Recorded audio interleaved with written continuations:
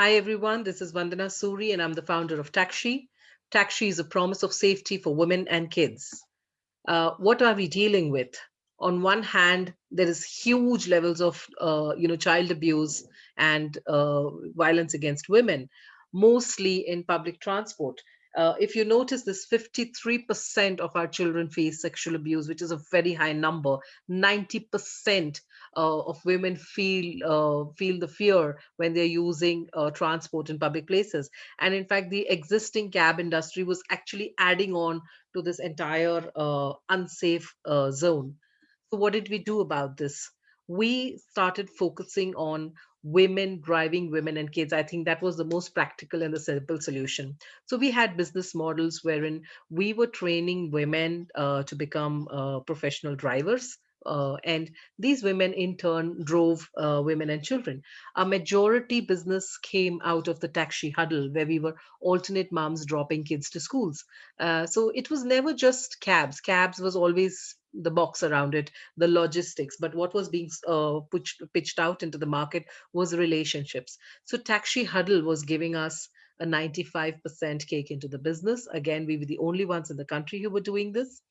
Tourism was something which really poured into our lap. We had women calling us from across the globe and pre booking their entire itinerary basis our availability of cabs in the last mile connectivity was very, very critical for them. And of course, we had corporate drives, so we were driving women in the nights.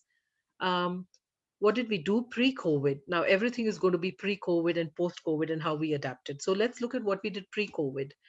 Our traction from 5 years has been pretty good. We've been pre-booked for the entire year with a client waitlist of 4,500, and we've done about 1.2 million safe drives. Beyond all this, we also were EBITDA positive. And that talks about being stable. Before we really scale up, how do you contain? You can do all your mistakes when you're small, and then be ready for the next level. And on the other hand, we were also awarded by the World Bank under their SDGs and her 2019. This was from about 188 countries and 1,200 applications. And this was what we brought: gender equality, we brought in safety, and we were also obviously tackling child sexual abuse. Now, pandemic obviously threw up a lot of challenges and everything got clouded. So everything that we did right was under the clouds at this point of time. Uh, we had a lot of calamities. Schools shut down, airports shut down, public transport shut down. Everything was just, shutting down, and we were stuck as to now what do we do? How do we move out of it? So we used this time very, very productively. We focused on brand building. Okay, now there is no business, but how do we still be there? How do we still connect with our people and, just work for things to recoup? So we did very special things during that time. We did a lot of emergency drives. Now, cabs were allowed to do emergency drives, and in our fleet of about 18 cabs and 56 women, we literally got approvals for 4 cabs, but we were still doing these emergency drives. And it was not just cabs, again, it was a lot of relationships we were building up. So we started doing emergency drives for medical reasons. We were having a huge amount of feeding moms, pregnant women going for their tests, senior citizens who were taking our drives. Um, we also did a lot of kids reunions. So what happened with the pandemic was that everything got shut down in a day, and then people were stuck. So there were children who had gone to grandparents' homes or friends' homes, and they were stuck there for 40 days. 40, 45 days, that first lockdown that came. And we were helping bring those children back to their parents during this pandemic time under the emergency drives segment. And I think this really, really rebuilt up that entire brand of caring and being there for the right reasons.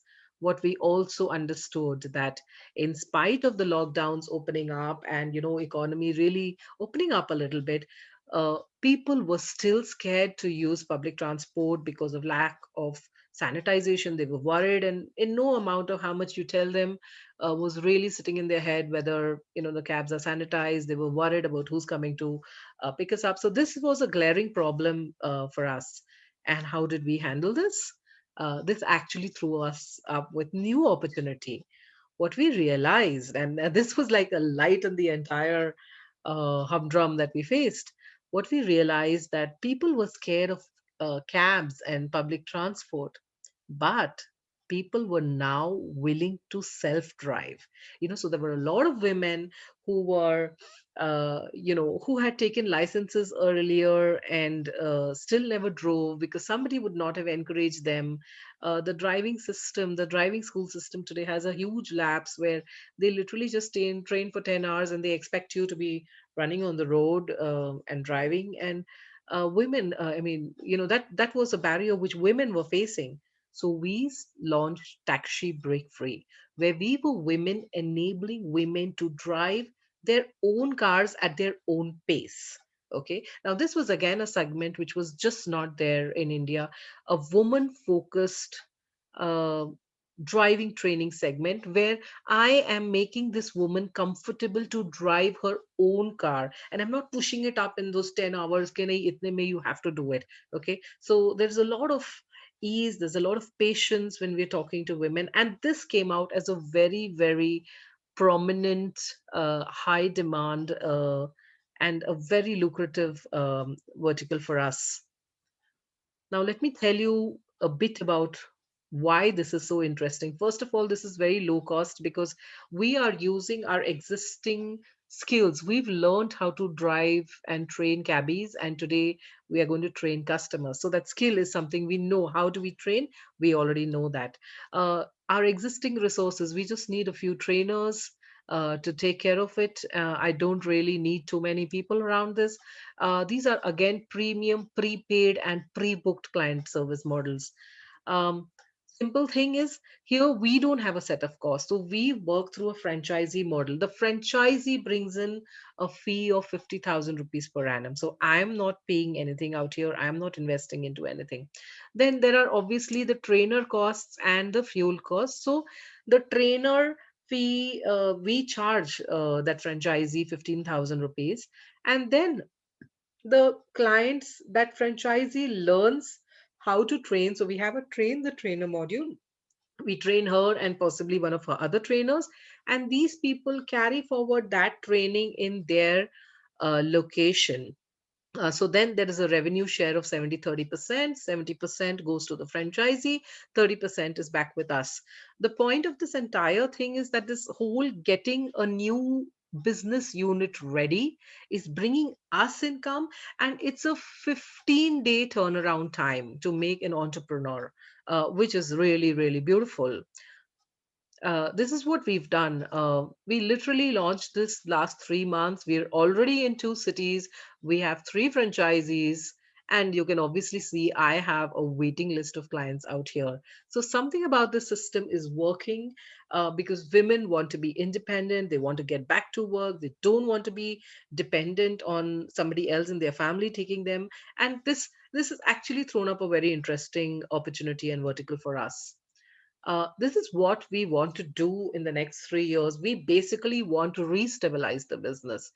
We very strongly believe in stability before scale, because if you're not stable and then you've just scaled up, then it's easier to just fall apart. So we want to focus on the franchise business across India.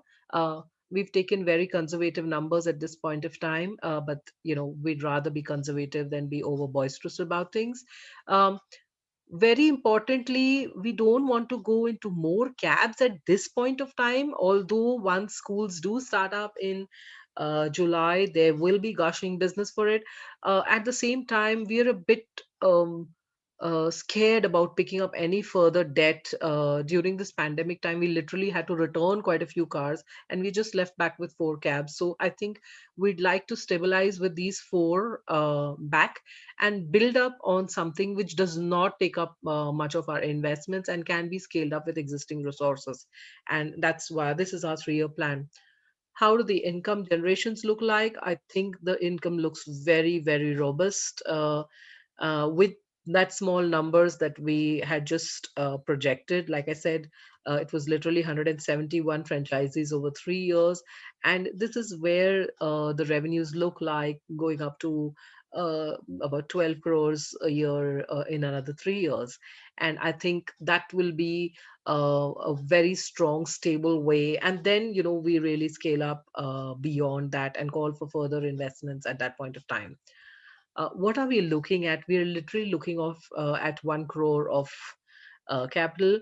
The reason, actually, the operations are very robust enough to take care of the entire um, business per se. But I think we've accumulated debt of about 64 lakhs between the car loans, between loans from the Department of Science and Technology, between some personal loans that we picked up. And I think servicing that loan currently is becoming a difficult thing for us. So I would rather that there is one chunk of money which retires all these loans, and the additional 36 lakhs is something literally we want to keep as a backup for operations cost. Our financials will take care of the operations, but we want to be a bit of stress free at this point of time and just focus on growing up. So that is more like a buffer money which we have kept, so let it be there for any kind of contingencies. So the main thing is that we want to retire our debt, and it's really, really pinching us now. The EMIs are hitting us really bad. uh, that's us. We're an award winning team. Like I said, we got the World Bank Award, and we've been around in news. We've stopped counting how many times we've got written about. So that's me. I'm an investment banker, have good experience of financials as well as business now. I'm joined by Sushil. Sushil carries an entire working knowledge of working with the labor industry. He was with the garment segment earlier. Bhavna is taking care. She's our investor as well. She's taking care. And, we have a lot of discussions on how do we scale this up globally. And that's the role she plays, even though we've not gone global right now, but we do want to be there. And, we just taking her knowledge at this point of time. On our advisory board, we have Mr. Vinay Piparsania. He's the ex-MD of Ford India, and he's been very, very critical in this entire cars and logistics segment to us. We joined by Dr. Archana Pillai. She's from IIM Bangalore, and she works in advisory on impact funds and impact businesses, and how do we scale up. So that's a very critical input that she brings in with us.